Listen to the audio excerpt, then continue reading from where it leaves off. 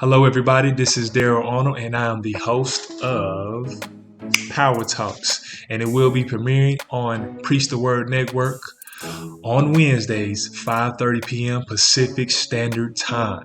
So, if you want to be interviewed, or if you have a business idea, or if you even have commercials or something like that, get at me so we can get you on. All right, this show, and make sure that we can give you some power and give the people that's around you the power that you have inside you. Let's get it. Love, peace. Hit me up on all my DMs, and I'm gladly to get back at you. All right, let's get it. Welcome to another episode of Power Talks with DA. I have a special guest with me today, Miss Aiken. She is and has been in the industry of credit repair and everything else for 15 plus years. She is a wonderful person and I love her energy. So I just said, hey, I just want to get her on here so we can really talk and educate people about credit. So welcome, Miss Aikens. How are you today, Miss Aikens? Hey, Daryl, I'm great. Thank you so much for having me. I'm just really happy that you had me as part of your platform. And I'm happy to be here to just share all the knowledge I can with you and everybody watching. Yeah, that's what I'm talking about. I'm just happy that I stumbled across you because I know you've been helping many people out. Especially now with this pandemic and everything. I think a lot of times we probably need to understand how to budget, how to understand what credit really is, because we have so many uh, different things that's out there, and then you hear something on social media, then people just run with it. So I just wanted to get somebody that's an expert in it, and you've been in the game for how long? Gosh, it's been about 18 years. I've been in all sorts of aspects of consumer and business banking. I've been helping people, giving credit lines to banks and everything like that. And it's been really wonderful. And, just happy to help consumers and businesses. So I'm here to share knowledge, share whatever I can to help everybody. All right, so I gotta know, so when did you get this passion to understand about credit and everything else? What was it? Oh my gosh. Let's see. I started banking. I hate to say what year, but it was back in 2003. And my first foray, I went from my first like professional corporate career was telecommunications.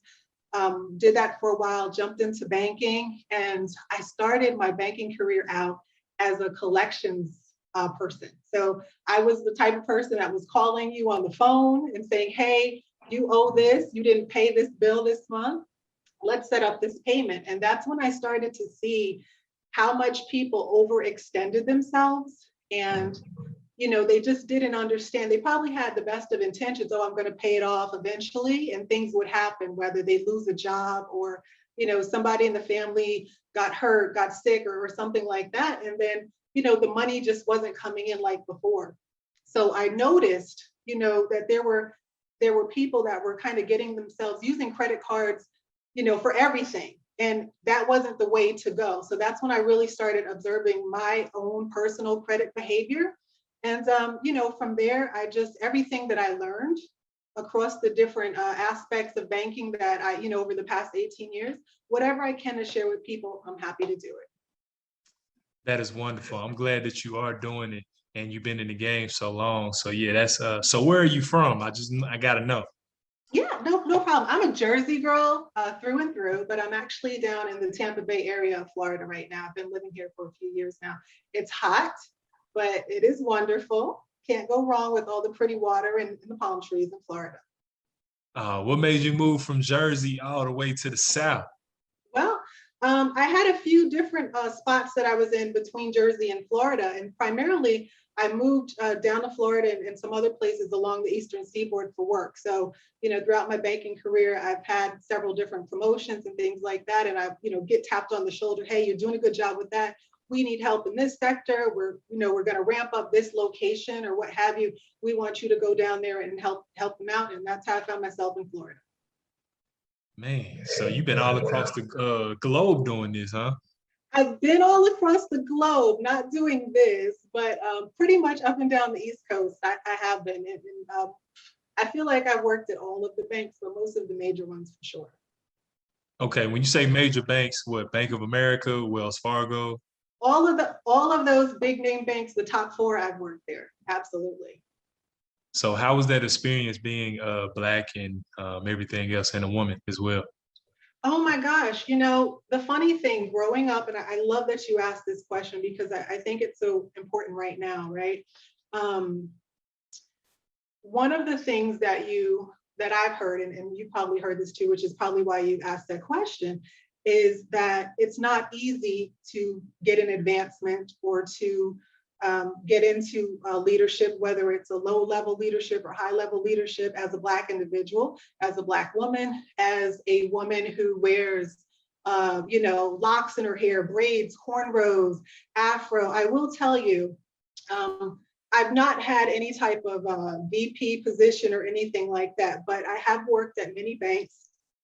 And I don't want to get into the various names and their practices, of course, but there's one in particular, the most recent bank that I did work at. I will tell you, I was very happy to see that there were many people of color in all across leaderships. So whether it was a CEO of a division or some vice presidents and things like that, I was so happy to see them. And I will say a lot of them, they wore cornrows, they wore braids, or they had very short natural cuts. And for me, that was a very special thing.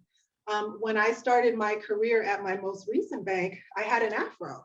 I did that whole thing where you go in to work for an interview, maybe you'll throw in some braids or slide on a wig or something like that. These are the things that we go through as Black women, right? It's just honest experience. And I tell you, Daryl, I love this question because for a long time I was hell bent on keeping that afro. And I wanted to see, and it sounds funny, but I really wanted to see how far I could get with afro braids and cornrows and all of that jazz. And so, I had several advancements and I was put in front of people. I spoke to leaders on a regular basis, and it was never a problem. And I'm happy to say that I had that experience, and I saw many people that had the same experience. And I know that may not be the same for everyone, but it is possible to advance in leadership in corporate America with an afro, a natural, shortcut, whatever it is, just being your authentic self, because it's very important. And more so now than ever, I think that these major corporations and even smaller ones are seeing that, they need to get on board with diversity and inclusion. Absolutely. Beautiful. I'm glad you spoke on it, and hey, it was very, very well spoken about. Thank you I, for you that. know, you know me. We've had a few conversations. I can keep talking. It's all good. So yeah, let's I know that you have your PowerPoint together, so I just want you to just go over Okay. some tips for us. You can share your screen, so yeah, we can just get to it so people can get some of this valuable information that you got for us today. Okay, great. So thank you. So guys, we're going to talk about budgeting basics, credit, and finding new money. So first, I'm going to talk to you about budget basics. So budgeting is simply spending less than you bring in or living within or below your means. I have a very simple budget plan, as you can see right here. I've shared this with other people. Real quick story, I have a good friend who confided in me and said, hey, I want to buy, we had this conversation maybe in the fall of last year. And they said, look, I want to buy a home next year. My credit is, kind of messy and I need to save more money. So I said, hey, listen, this is what I did. Let me share this with you.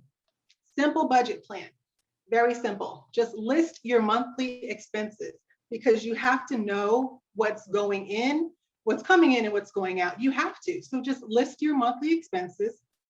Know what you are bringing in, right? You know what your monthly salary is. If you get paid bi-weekly, just multiply that by 2. That's what you get, each month. But you want to list your monthly expenses, decide which expenses you can decrease or eliminate, right? So, maybe it's something like you're paying for cable and you're doing Netflix and all of that other jazz. Well, maybe get rid of the cable, right? See what you can decrease or eliminate. Step number 3, separate your expenses into 3 different checking or savings accounts. This is where I think it's important. You want to use one account for weekly expenses like transportation, groceries, grooming, and entertainment. And you want to have one account for large monthly expenses. So, your housing costs, your rent or your mortgage, insurance, car note, et cetera. And your third is where you're going to put into savings. So whether you choose to use a savings or a checking account for that savings, it doesn't matter as long as you separate it out. And then finally, you just want to stick to the budget. This is as basic as I can break it down, but these are the steps that you want to take and just stick to it. And this will help you see where you're spending all of your money. Now, the next thing I want to talk to you guys about establishing credit. And I know I'm going really quickly, so Daryl, if you need me to slow down, for sure, just let me know. But this is what I believe for people who are very new to credit, never had any credit at all. It's the summertime. A lot of us have children who have just graduated high school, maybe going off to college or turning 18 or what have you. I think this is really great for helping them establish credit. So the old school method, I call it, right? Old school. Take them down to a credit union or online, join a credit union, right? Take out a small loan, maybe a loan for $500 or $1,000 over 12 months, pay it back in 2 or 3 months. You've now established very good credit rapport with this credit union or bank. It's one of the easiest and fastest ways to get credit. And then I would say wait a few months after you've paid it off, right? And then apply for a credit card with another credit union, with the same credit union, right? Or some other company. So that's the old school method, very basic. Number 2, the friends and family plan, right? This is one, can't go wrong. Mom and dad, grandma, grandpa. Ask someone with very good credit to add you as an authorized user, right? Don't give the kid the card. Don't give the individual the card. You want to keep the card, but it will be in their name and it will show up on their credit report, okay? And it really works best if this is a card that, let's say, Junior asked mom or dad to put them on their credit card. This works best if you don't use that card a lot, if you don't carry a balance. So this is going to help them build their credit. And the reason why I say use a card that you don't use often is because a very large part of your FICO score, right? And your FICO is the score that the 3 credit reporting agencies you have, Experian, Equifax, and TransUnion. That's the combined score that they give when they look at the overall credit that you have and how you're managing it overall. So you hear people say, oh, I want a 700 FICO, I want an 800 FICO. The higher your FICO score is, the better credit rating that you have. And generally, when you're shopping for credit, whether it is a car loan or even a mortgage or even credit card interest rates, the higher your FICO, the lower your interest rates generally will be. So that's very important. And again, these are great options for somebody, who's never had credit before, but this is a good way to establish your credit. So Daryl, let me ask you, do you have any questions on these 2 topics, establishing credit or budgeting? So when you're talking about credit, so I see you said the old school way. That's something I haven't heard of. So yeah, that's taking me back. But then the family and friends, I heard about that, and I'm thinking about doing that for my kid once they get older a little bit. So yeah, I'm pretty good. Okay, good, good. And yeah, you know the deal, right? So one of the best things, and I'll tell you this, my dad always said to me, hey, Tia, I'm not a rich man, but I can make sure that you always have a roof over your head, no matter how old you are. And he told me this when I was young. He said, hey, I might not be able to write a check, to send you to college or what have you. When I was attending school, I paid, my parents would write checks for books and things every now and again. But a lot of times I would either have my schooling paid for through an employer, or I would just be working and kind of pay as I go, right? But he said, hey, you'll never have to worry about a roof over your head. And also what he did was he taught me about building credit. He took me, old school method number 1, right? He took me to his credit union, opened up an account for me, had me take out a small loan. And this method still works. Nothing's changed. It's one of the fastest and easiest ways to get credit when you don't have it. All right, so moving along here, credit repair. This one is major. And actually, let me see if I can, there we go. This is the view that I want because it's a lot of information. So credit repair, we kind of talked about know what's on your credit report, the 3 credit reporting agencies, right? Credit Karma is okay. Everybody knows what Credit Karma is. Credit Karma pulls information from 1 or the 3 bureaus, not sure which. I don't fool with Credit Karma myself, but there's nothing wrong with it. But one of the things I do know is that when you look at the fine print, it does tell you that it's pulling information in from the other agencies. And really, personally and professionally even, I think that when you're looking at your credit report, you should always look at one of the 3 or the 3, the TransUnion, Equifax, or Experian, okay? Let's see. When you have anything that is inaccurate, let's say something says you were late, you know that you were not late, you want to dispute those things, dispute anything that's inaccurate. And just know that it can take 30 days for the review process to occur. You can go to Credit Karma or one of the 3 agencies mentioned in bullet number 1 there, and you can enter a dispute, okay? Next, pay what you owe. Right, that's important. If you bought it, just pay for it. And it just saves you time and a lot of trouble. When in doubt over old debt, if it's years old and you're just not sure, always ask the creditor to provide you with the original credit application and the last statement, right? Because a lot of times when you charge off in an account, and charge off simply means, especially with credit cards, charge off simply means that you went 6 months without paying, the bank charges it off as a loss. So it's written off as a bad debt, right? And then that's usually when it gets sold to a collection agency and you start having people call you up on the phone. But if you're not certain on whether a debt is yours, write or call in to whatever that creditor is, whatever that company is, just let them know, I need you to prove that this belongs to me. You have that right to do that, okay? Determine if a settlement, which is paying less than what's owed, is actually an option. Now, if it is determined that this is indeed your debt, you can opt for a settlement. Just ask if the settlement is an option. Now, one of the things that you need to be careful of is a settlement can actually lower your FICO score. Okay, it will save you money. So let's say with a settlement, you owe $1,000 on a bill, a credit card bill from 3 years ago, right? And you recognize that, oh yeah, that is mine. I just never paid it. I lost my job, what have you. You're at a point where collection agency is calling you. You have every right to say, well, hey, listen, is there an opportunity for me to settle this account? They may say, oh, well, yeah, if you settle, you only have to pay $500. So that just means that the creditor is willing to take less than what is actually owed. All right, now, I mentioned that it can lower your FICO score, and it could be looked at unfavorably by future creditors when they see, a paid settlement on your account, or excuse me, on your credit report.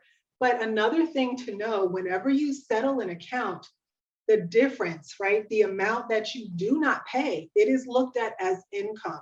So you can expect to receive a 1099 form, and you are expected to file that with your taxes as income. So I just want you guys to be aware of that. So that's very important to know ahead of time, because sometimes people are in positions where they have thousands of dollars of credit card debt and they're able to settle. All righty. When it comes to all the work that you've done, right? You've done your credit repair work and you're looking to reestablish your credit. Just use everything that we talked about. Use the old school method, right? The friends and family method. Or you can get yourself a secured credit card from a reputable company. I generally say, I would say just go with the bank if you have one. If not, just look for a good secured credit card. And basically you're just securing the card by putting the money up front. You're going to deposit the money into the bank. The bank's going to hold on to it. You're going to go ahead and use that card, and you still need to make a payment, pay your card every month on time. And then once you do that for about 12 months, then the bank generally will turn that into their regular credit card for you, and they'll give you that money back. So if you want a credit line on your credit card of $500, you're going to give the bank $500. If you want $1,000, you'll give them $1,000. After 12 months of good payment, you'll get that back. All righty, moving on. Ways to find new money. This is my favorite part, Daryl. I love this. I love new money. I presented this to our very good friend on Danette's webinar series, and she had actually just before I presented, she mentioned to me that she had actually done some of these things, and she had saved quite a bit of money. It was, I think, close to maybe about $900. So that's really something. This is one of the reasons why I love presenting this. All right, so look for bank bonus offers. Right now, if you go online and just type in, bank bonus offers, most banks are doing anything from 100 to 700 bucks. I looked at this, I knew I was coming on Daryl's series, and I said, let me see what's going on. I'm seeing stuff as high as $700 still, which is pretty good. And that is $700, anywhere from 100 to 700 to open a checking or savings account. But one of the things I want to caution you guys, you want to read the fine print, okay? Because there are certain things that, maybe you have to have direct deposits, or you have to have a certain amount of money in the account each month. But just make sure that you do your research and read the fine print to make sure you'll be eligible to collect this money, all right? And usually banks want you to have the money in the account or be at least utilizing the account for like 3 months to 6 months before you get that, $100, $500, whatever the agreed upon amount is. So bullet number 2 says, oh, I just said that. Huh? And we talked about 1099 forms, right? We talked about them with settlement. You see it again here.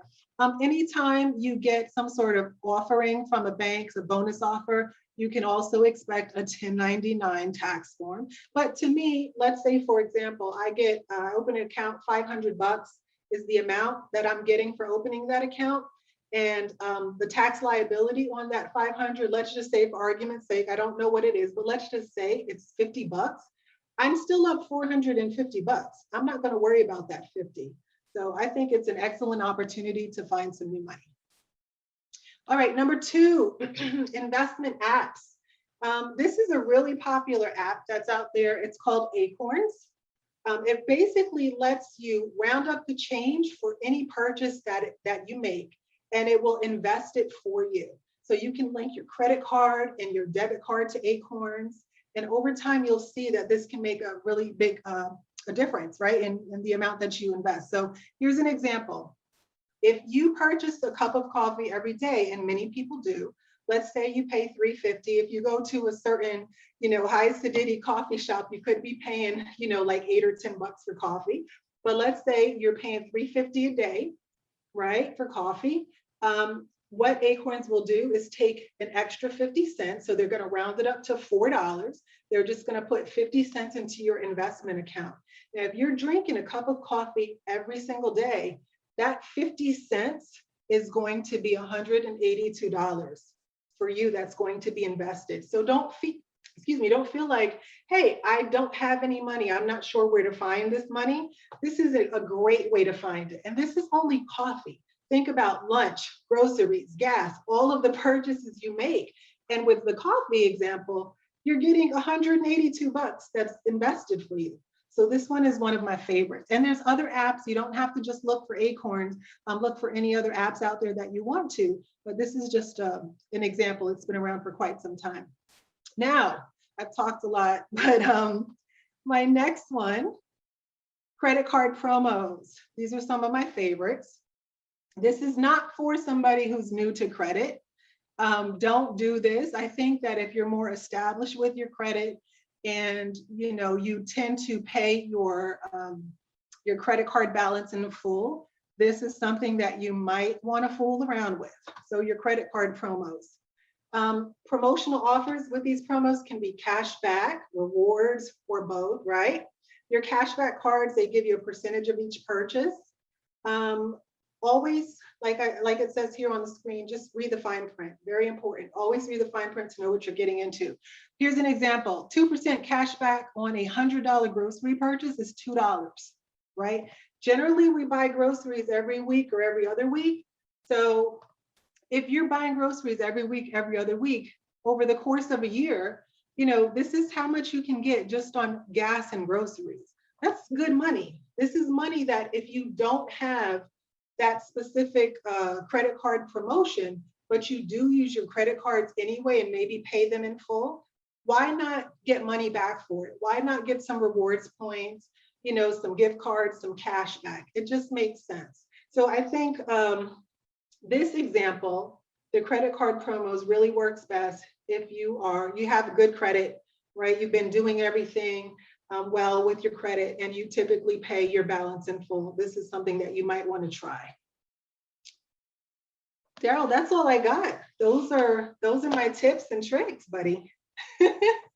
Yeah, thank you for that. That was definitely a lot of It valuable was. information, especially about budgeting and understanding that. I think a lot of times, especially us being married couples or having people in the house or whatever, we probably don't know how to budget. But I love that you said, hey, let's have different separate accounts for each one. You got Mhm. one for the big purchases. You got one for the everyday purchases. Then you can kind of find money with everything that you just said when you're talking about Acorn and everything else. So hey, what about what if y'all going to grocery stores and then you couponing on top of that?